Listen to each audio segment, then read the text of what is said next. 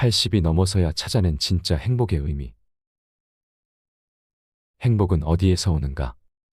이렇게 묻는 사람들이 있다. 행복이란 게 그 어딘가에 실체로 존재하며 그것을 소유하거나 쟁취하기만 하면 행복이 저절로 주어지는 거라고 여기는 것이다. 만약에 행복이 소유와 쟁취를 통해 얻어지는 것이라면 결핍과 상실은 곧 불행이 된다.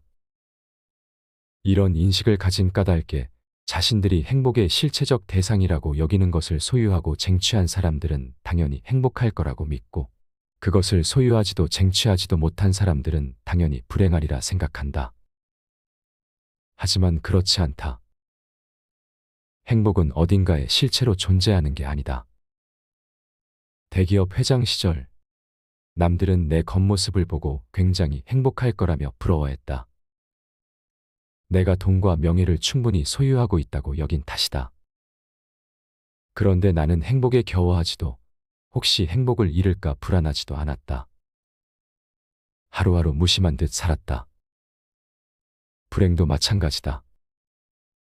중학교 1학년 때 돈이 없어 학교에 교과서를 가지고 가지 못해 선생님께 모진 매를 맞았어도 불행하지 않았다. 중학교를 1년밖에 다니지 못하고 자퇴할 수밖에 없을 만큼 가난했으나 그로 인해 불행하지 않았다. 객관적으로 들여다보면 인간의 행복과 삶의 질에 영향을 미치는 요인은 대단히 많다. 이를 과학적으로 계량화해서 행복 지수를 점수로 매기고 순위를 정할 수 있다. 그러나 주관적으로 그리고 개인적으로 들어가면 행복과 불행을 대하는 태도는 천차만별이다. 점수를 매기고 순위를 정하기 어렵다. 궁극의 행복은 인생을 마무리하는 순간에 주어진다. 일상의 행복은 매일 숨을 쉬고 살며 매 순간 열심히 땀 흘리고 정성을 다하는 인생의 과정 그 자체다. 행복은 소유하고 쟁취하는 게 아니다. 그러므로 나는 행복한가 아니면 불행한가 묻고 따지는 건 어리석은 일이다. 나는 매일 아침 따뜻한 커피 한 잔 마실 때가 제일 행복해. 나는 퇴근하고 식탁에서 당신과 마주 앉아 저녁 먹을 때가 가장 행복해. 매우 근사하고 로맨틱해 보이는 말이다. 그러나 지금 내가 행복하다고 생각하는 것, 과거 어느 때가 행복했다고 생각하는 것 자체가 그 시간을 뺀 나머지 삶을 불행하거나 무의미한 것으로 만들어버릴 수도 있다. 자꾸 특별하고 짜릿하고 엄청난 무언가를 행복이라고 생각하면 안 된다. 그것은 덤덤한 하루하루의 진정한 행복을 포기하는 것과 매한가지다. 지나치게 행복을 추구하고 지나치게 불행을 두려워하며 행복과 불행을 반복적으로 입에 올리는 것은 그것에 매몰되는 것이다. 행복은 어디에 있는 것도 내가 찾아서 느끼는 것도 아니다. 집에 작은 연못이 하나 있다. 때가 되면 연꽃이 수줍은 듯 피어난다. 여마미소라는 말이 있다. 꽃을 집어들고 웃음을 띠다라는 뜻이다. 말로 하지 않고 마음에서 마음으로 전하는 일을 이르는 불교 용어다. 이심전심이라는 말과도 통한다. 행복은 그런 것이다. 행복은 말로 표현할 수 있는 게 아니다. 아, 저게 연꽃이다. 말하는 순간 꽃의 의미가 없어진다. 아, 내가 행복하다. 이렇게 말하는 사람은 행복하지 않은 것과 같다. 행복이란 내가 느끼지 못하는 순간을 그냥 살아가는 것이기 때문이다. 오늘 내가 행복하다. 오늘 내가 불행하다. 그렇게 말하는 순간 행복과 불행은 의미가 없어진다. 무엇이 행복일까 고민하며 찾아 헤맬 필요가 없다. 행복에 집착할 때는 이미 행복한 사람이 아니기 때문이다. 자꾸 행복에 집착해서 그것을 소유하고 쟁취하려 하면 사는 게 힘들고 고단해진다. 어떤 환경이든 열심히 덤덤하게 사는 게 바로 행복이다. 이것이 행복이다. 이 길로 가야만 행복하다. 이렇게 행복을 정의하려고 할 필요도 없다. 인생 자체가 행복이고 태어난 것 자체가 행복이기 때문이다. 행복은 상대가 있는 개념이 아니다. 행복을 자꾸 상대화하면 항상 나보다 더 행복한 사람이 보인다. 내가 세상에서 가장 행복한 사람이 아니라면 늘 비교하고 상대화해서 행복을 바라봐야만 하는 고행의 악순환에 빠질 뿐이다. 일을 놓지 말고 봉사를 쉬지 마라. 초고령 사회인 일본에서 은퇴 이후 인생 후반전을 살아가는 남성들의 낮은 행복 지수가 풀기 어려운 사회적 난제로 등장한 지 오래다. 평생 개미처럼 직장에서 일만 하던 사람들이 갑자기 퇴직한 다음부터 무엇을 해야 할지, 앞으로 남은 수십 년을 어떻게 살아야 할지 몰라 방황하는 것이다. 당연히 자존감은 떨어지고 행복 지수는 곤두박질 친다. 충분히 예상되는 일임에도 불구하고 구체적으로 준비하지 않았기 때문이다. 경제력을 잃고 존재감을 상실한 남성들이 황혼이혼이나 배우자의 죽음 등을 맞닥뜨리게 되면 큰 충격을 받고 고립감에 휩싸인다. 행복한 노년은 점점 더 멀어진다. 자칫하면 고독사나 노인 자살로까지 연결된다. 우리나라도 이와 별반 다르지 않다. 현역으로 일할 때는 자신감도 있고 패기만만하던 사람이 은퇴한 뒤 의기소침해지고 사람들 만나는 걸 꺼리며 은둔형 인간으로 변해가는 걸 심심치 않게 볼 수 있다. 직장에서의 은퇴를 마치 인생에서 퇴장하는 것처럼 여기는 까닭이다. 직장인이든 사업가든 어차피 적정한 나이가 되면 일선에서 물러날 수밖에 없다. 당연한 일이다. 그 이후 어떻게 살 것인가, 무엇을 하며 살 것인가를 촘촘하게 설계하고 이를 위한 준비를 해야 한다. 둘러보면 할 일은 부지기수다. 찾지 않기에 없는 것처럼 보일 뿐이다. 지금껏 죽어라 일만 했으니 은퇴하면 여행 다니고 골프 치면서 마음껏 즐기며 살 거야. 이렇게 말하는 사람들이 있다. 어지간한 부자가 아니라면 이런 생활을 이어가기 힘들지만 설령 상당한 재력가라고 해도 자기 만족을 위한 이 같은 삶이 무슨 의미가 있겠는가. 나는 그냥 아무것도 하지 않고 먹고 자고 뒹굴면서 편안하게 여생을 보내고 싶어. 연금을 착실하게 냈다면 이렇게 살 수도 있을 것이다. 그러나 무의도식하면서 무엇도 생산하지 못하고 누구에게도 유익을 끼치지 못하는 삶이 무슨 가치가 있겠는가. 은퇴하고 나서 손주들 돌보는 일로 소일하는 사람들도 의외로 많다. 자식을 위해 자원해서 손주 육아를 맡아 정성으로 아이를 돌보며 보람도 긍지를 느끼는 사람도 있을 것이다. 하지만 맞벌이하는 아들딸 부부의 힘든 사정을 나 몰라라 할 수 없어 마지못해 손주를 봐주는 경우가 대부분이다. 자식이 여럿이면 친손주와 외손주를 돌아가며 다 봐줘야 하기에 여간 고단한 일이 아니다. 육아에 따른 비용이나 사례를 매번 깍듯하게 계산해도 서로 불편할 수 있고 가족이니 다 이해하리라 생각해 전혀 고려하지 않아도 오해가 생길 수 있다. 잘못하면 손주 육아 문제로 부모와 자식 사이에 크고 작은 불화가 꼬리에 꼬리를 물게 된다. 모두가 자신의 뗏목을 타고 있지 않기에 벌어지는 일이다. 인생 전반전에 타고 온 뗏목에서는 내렸는데 인생 후반전에 타고 갈 새로운 뗏목을 타지 못한 것이다. 어떤 뗏목을 타야 할지도 모르고 다른 뗏목으로 갈아탈 각오도 되어 있지 않은 사람이다.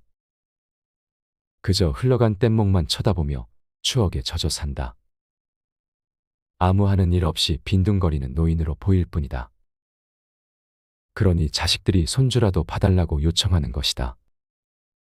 인생 후반전을 잘 준비해 보란듯이 새로운 뗏목을 타고 힘차게 강을 건너가는 사람에게 손주 좀 봐달라고 요청할 자식은 없다. 내 인생은 무엇인가? 내 정체성은 무엇인가? 나는 어디서 와서 어떻게 살다가 어디로 가는가? 세상에 나는 무엇을 남기고 갈 것인가? 이런 근본적인 질문을 던지지 않으니까 노욕에 휩싸이거나 무기력해지는 것이다. 나에게는 내 인생이 있고 자식에게는 자식의 인생이 있으며 손주에게는 손주의 인생이 있다. 손주를 돌보는 것이 내 인생의 정체성은 아니다. 노인과 어른의 차이는 뭘까? 노인은 세월 따라 나이만 먹은 사람이고 어른은 그만큼 지혜와 경륜이 쌓인 사람이다. 노인은 대접받으려 하고 고집과 욕심만 앞세우지만 어른은 남을 배려하면서 아량을 베풀고 가진 걸 나눈다. 어른의 품격을 갖추려면 어떻게 해야 할까? 자존감을 가지고 자기 정체성에 맞는 뗏목을 계속해서 타고 가야 한다. 그런 사람은 자연스럽게 품격이 갖춰진다. 그런 사람이라면 다 큰 자식도 아직 어린 손주도 존경하면서 우러러보게 되어 있다. 그렇지 않으니까 자식은 노느니 손주나 봐달라고 하고 손주는 할 일 없어 자기 치닥거리나 하는 줄 안다. 시간이 지날수록 본인의 자존감만 끝없이 추락하고 만다. 나이 80이 넘고 나서 절실히 깨달았다. 먼 옛날 페르시아의 한 임금이 신하들에게 이런 명령을 내렸다고 한다. 슬플 때는 기쁘게, 기쁠 때는 슬프게 만드는 물건을 찾아오너라. 어려운 문제였기에 신하들은 모여서 고민을 거듭했다. 밤새 머리를 맞댄 신하들은 이튿날 임금에게 반지 하나를 만들어 바쳤다. 임금은 반지에 새겨진 글귀를 읽고 크게 기뻐했다. 이것 또한 지나가리라. 아무리 괴롭고 힘들어도 그 시간은 분명 지나간다. 환희와 기쁨으로 가득한 시간 역시 멈추지 않고 지나간다. 올라갈 때가 있으면 내려올 때가 있고 쉴 때가 있으면 펼 때가 있다. 요즘 젊은 세대는 이전 세대보다 훨씬 풍요로운 시대를 살고 있음에도 두려움과 불안감을 안고 힘겹게 살아간다. 자녀를 낳지 않으려는 것은 물론 결혼조차 하지 않으려는 젊은이들이 많다. 결혼도 하지 않고 자녀도 낳지 않은 채 모든 책임감과 의무감에서 해방되어 나 홀로 유유자적하게 살면 과연 편안하고 행복할까? 기찻길 옆 오막살이에 살면서 많은 아이를 낳아 기르며 사는 부부의 삶이 불행하다고 누가 말할 수 있는가? 우리 눈에는 한없이 고달파 보이겠지만 그들은 그 일상이 지극히 평화롭고 행복할 수 있다. 불행할 것 같은 길을 피하고 행복해 보이지 않는 것을 돌아서 가면 마침내 행복을 얻는 게 아니다.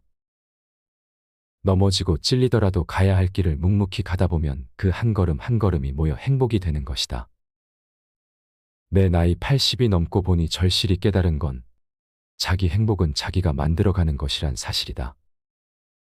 태어나서 죽을 때까지의 모든 과정이 행복인데 젊었을 때는 행복이 그 어딘가에 있거나 그 어떤 형체를 띈 것인 줄 잘못 알고 허상을 향해 달려가는 경우가 많다.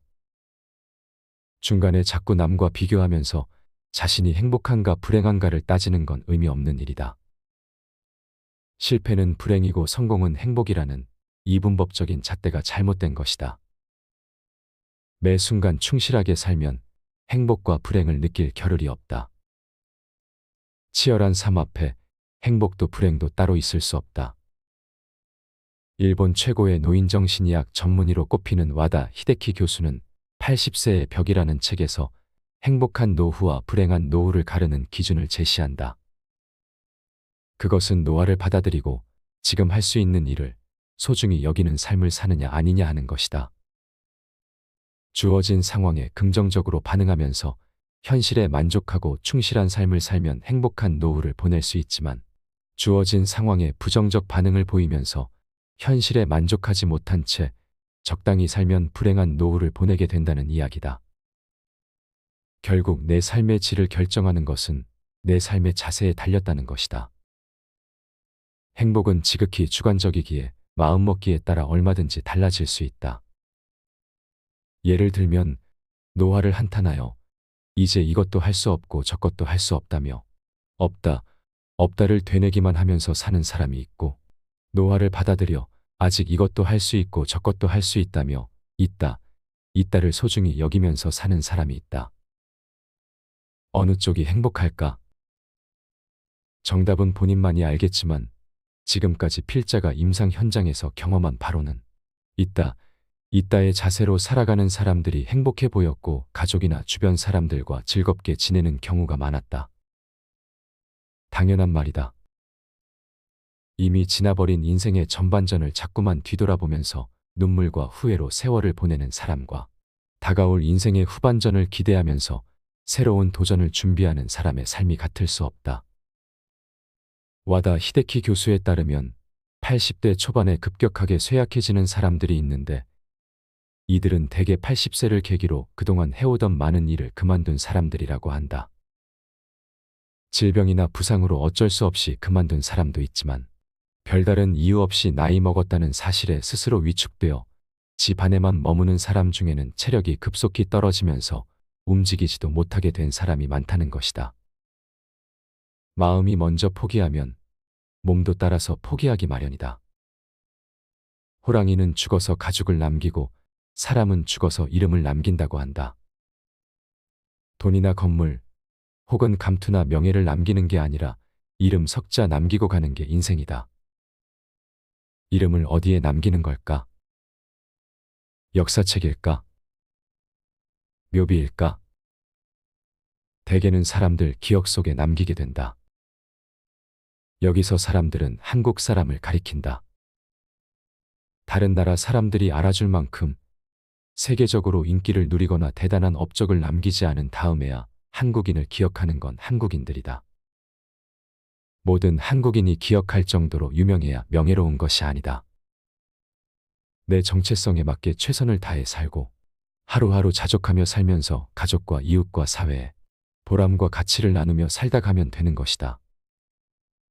그 정도면 이름을 남기는 삶이요, 명예로운 삶이 아닐까? 내 배우자와 자녀들과 나를 아는 지인들로부터 그는 참 행복하게 살다 간 사람이라고 기억된다면, 그와 함께했던 모든 시간이 정말 의미 있었다고 말해준다면 제대로 이름 값하며 산 아름다운 삶, 멋진 인생이 아닐까? 80이 넘어서야 찾아낸 진짜 행복의 의미. 행복은 어디에서 오는가? 이렇게 묻는 사람들이 있다. 행복이란 게 그 어딘가에 실체로 존재하며 그것을 소유하거나 쟁취하기만 하면 행복이 저절로 주어지는 거라고 여기는 것이다.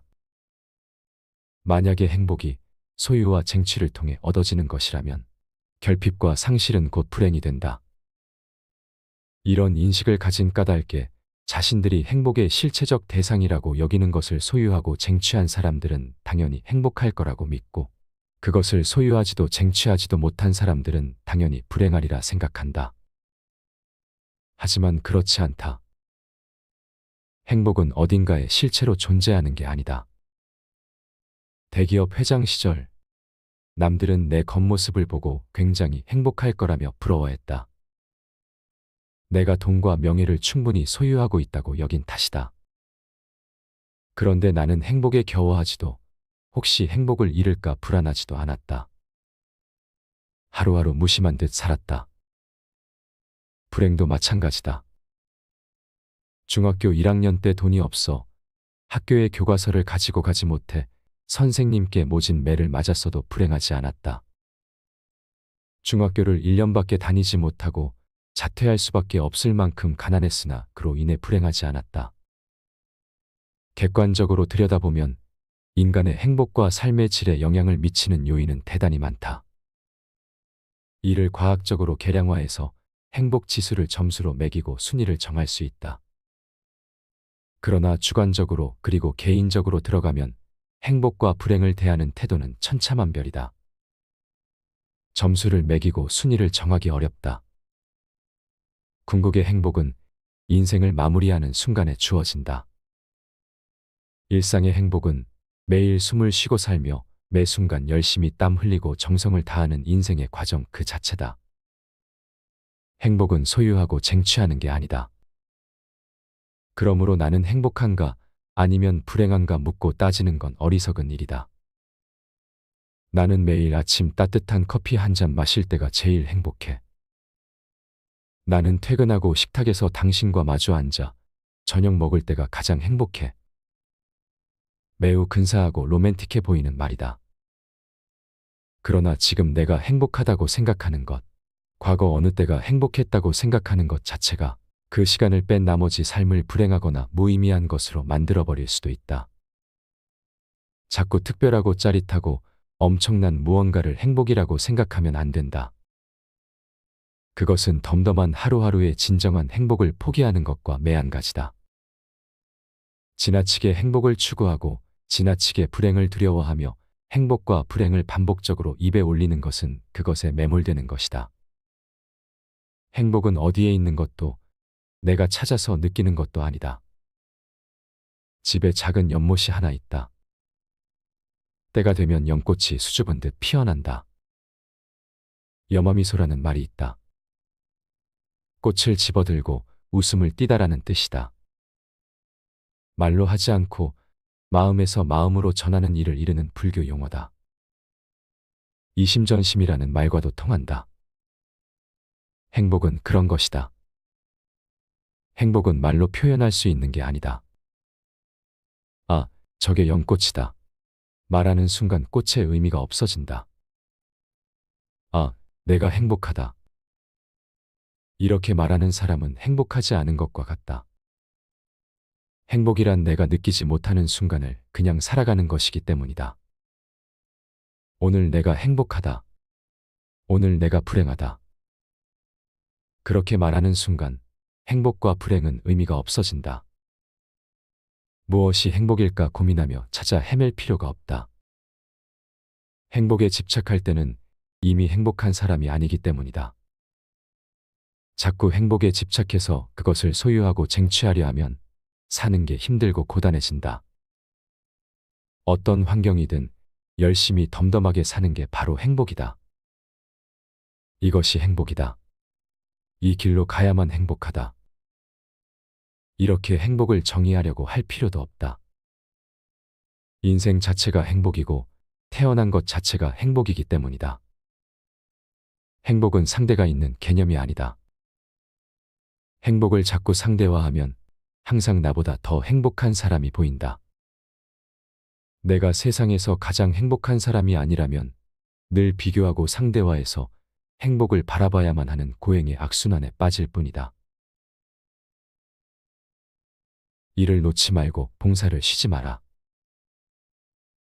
초고령 사회인 일본에서 은퇴 이후 인생 후반전을 살아가는 남성들의 낮은 행복지수가 풀기 어려운 사회적 난제로 등장한 지 오래다. 평생 개미처럼 직장에서 일만 하던 사람들이 갑자기 퇴직한 다음부터 무엇을 해야 할지, 앞으로 남은 수십 년을 어떻게 살아야 할지 몰라 방황하는 것이다. 당연히 자존감은 떨어지고 행복지수는 곤두박질 친다. 충분히 예상되는 일임에도 불구하고 구체적으로 준비하지 않았기 때문이다. 경제력을 잃고 존재감을 상실한 남성들이 황혼이혼이나 배우자의 죽음 등을 맞닥뜨리게 되면 큰 충격을 받고 고립감에 휩싸인다. 행복한 노년은 점점 더 멀어진다. 자칫하면 고독사나 노인 자살로까지 연결된다. 우리나라도 이와 별반 다르지 않다. 현역으로 일할 때는 자신감도 있고 패기만만하던 사람이 은퇴한 뒤 의기소침해지고 사람들 만나는 걸 꺼리며 은둔형 인간으로 변해가는 걸 심심치 않게 볼 수 있다. 직장에서의 은퇴를 마치 인생에서 퇴장하는 것처럼 여기는 까닭이다. 직장인이든 사업가든 어차피 적정한 나이가 되면 일선에서 물러날 수밖에 없다. 당연한 일이다. 그 이후 어떻게 살 것인가, 무엇을 하며 살 것인가를 촘촘하게 설계하고 이를 위한 준비를 해야 한다. 둘러보면 할 일은 부지기수다. 찾지 않기에 없는 것처럼 보일 뿐이다. 지금껏 죽어라 일만 했으니 은퇴하면 여행 다니고 골프 치면서 마음껏 즐기며 살 거야. 이렇게 말하는 사람들이 있다. 어지간한 부자가 아니라면 이런 생활을 이어가기 힘들지만 설령 상당한 재력가라고 해도 자기 만족을 위한 이 같은 삶이 무슨 의미가 있겠는가. 나는 그냥 아무것도 하지 않고 먹고 자고 뒹굴면서 편안하게 여생을 보내고 싶어. 연금을 착실하게 냈다면 이렇게 살 수도 있을 것이다. 그러나 무의도식하면서 무엇도 생산하지 못하고 누구에게도 유익을 끼치지 못하는 삶이 무슨 가치가 있겠는가. 은퇴하고 나서 손주들 돌보는 일로 소일하는 사람들도 의외로 많다. 자식을 위해 자원해서 손주 육아를 맡아 정성으로 아이를 돌보며 보람도 긍지를 느끼는 사람도 있을 것이다. 하지만 맞벌이하는 아들, 딸 부부의 힘든 사정을 나 몰라라 할 수 없어 마지못해 손주를 봐주는 경우가 대부분이다. 자식이 여럿이면 친손주와 외손주를 돌아가며 다 봐줘야 하기에 여간 고단한 일이 아니다. 육아에 따른 비용이나 사례를 매번 깍듯하게 계산해도 서로 불편할 수 있고 가족이니 다 이해하리라 생각해 전혀 고려하지 않아도 오해가 생길 수 있다. 잘못하면 손주 육아 문제로 부모와 자식 사이에 크고 작은 불화가 꼬리에 꼬리를 물게 된다. 모두가 자신의 뗏목을 타고 있지 않기에 벌어지는 일이다. 인생 전반전에 타고 온 뗏목에서는 내렸는데 인생 후반전에 타고 갈 새로운 뗏목을 타지 못한 것이다. 어떤 뗏목을 타야 할지도 모르고 다른 뗏목으로 갈아탈 각오도 되어 있지 않은 사람이다. 그저 흘러간 뗏목만 쳐다보며 추억에 젖어 산다. 아무 하는 일 없이 빈둥거리는 노인으로 보일 뿐이다. 그러니 자식들이 손주라도 봐달라고 요청하는 것이다. 인생 후반전을 잘 준비해 보란듯이 새로운 뗏목을 타고 힘차게 강을 건너가는 사람에게 손주 좀 봐달라고 요청할 자식은 없다. 내 인생은 무엇인가? 내 정체성은 무엇인가? 나는 어디서 와서 어떻게 살다가 어디로 가는가? 세상에 나는 무엇을 남기고 갈 것인가? 이런 근본적인 질문을 던지지 않으니까 노욕에 휩싸이거나 무기력해지는 것이다. 나에게는 내 인생이 있고 자식에게는 자식의 인생이 있으며 손주에게는 손주의 인생이 있다. 손주를 돌보는 것이 내 인생의 정체성은 아니다. 노인과 어른의 차이는 뭘까? 노인은 세월 따라 나이만 먹은 사람이고 어른은 그만큼 지혜와 경륜이 쌓인 사람이다. 노인은 대접받으려 하고 고집과 욕심만 앞세우지만 어른은 남을 배려하면서 아량을 베풀고 가진 걸 나눈다. 어른의 품격을 갖추려면 어떻게 해야 할까? 자존감을 가지고 자기 정체성에 맞는 뗏목을 계속해서 타고 가야 한다. 그런 사람은 자연스럽게 품격이 갖춰진다. 그런 사람이라면 다 큰 자식도 아직 어린 손주도 존경하면서 우러러보게 되어 있다. 그렇지 않으니까 자식은 노느니 손주나 봐달라고 하고 손주는 할 일 없어 자기 치닥거리나 하는 줄 안다. 시간이 지날수록 본인의 자존감만 끝없이 추락하고 만다. 나이 80이 넘고 나서 절실히 깨달았다. 먼 옛날 페르시아의 한 임금이 신하들에게 이런 명령을 내렸다고 한다. 슬플 때는 기쁘게, 기쁠 때는 슬프게 만드는 물건을 찾아오너라. 어려운 문제였기에 신하들은 모여서 고민을 거듭했다. 밤새 머리를 맞댄 신하들은 이튿날 임금에게 반지 하나를 만들어 바쳤다. 임금은 반지에 새겨진 글귀를 읽고 크게 기뻐했다. 이것 또한 지나가리라. 아무리 괴롭고 힘들어도 그 시간은 분명 지나간다. 환희와 기쁨으로 가득한 시간 역시 멈추지 않고 지나간다. 올라갈 때가 있으면 내려올 때가 있고 쉴 때가 있으면 펼 때가 있다. 요즘 젊은 세대는 이전 세대보다 훨씬 풍요로운 시대를 살고 있음에도 두려움과 불안감을 안고 힘겹게 살아간다. 자녀를 낳지 않으려는 것은 물론 결혼조차 하지 않으려는 젊은이들이 많다. 결혼도 하지 않고 자녀도 낳지 않은 채 모든 책임감과 의무감에서 해방되어 나 홀로 유유자적하게 살면 과연 편안하고 행복할까? 기찻길 옆 오막살이에 살면서 많은 아이를 낳아 기르며 사는 부부의 삶이 불행하다고 누가 말할 수 있는가? 우리 눈에는 한없이 고달파 보이겠지만 그들은 그 일상이 지극히 평화롭고 행복할 수 있다. 불행할 것 같은 길을 피하고 행복해 보이지 않는 것을 돌아서 가면 마침내 행복을 얻는 게 아니다. 넘어지고 찔리더라도 가야 할 길을 묵묵히 가다 보면 그 한 걸음 한 걸음이 모여 행복이 되는 것이다. 내 나이 80이 넘고 보니 절실히 깨달은 건 자기 행복은 자기가 만들어가는 것이란 사실이다.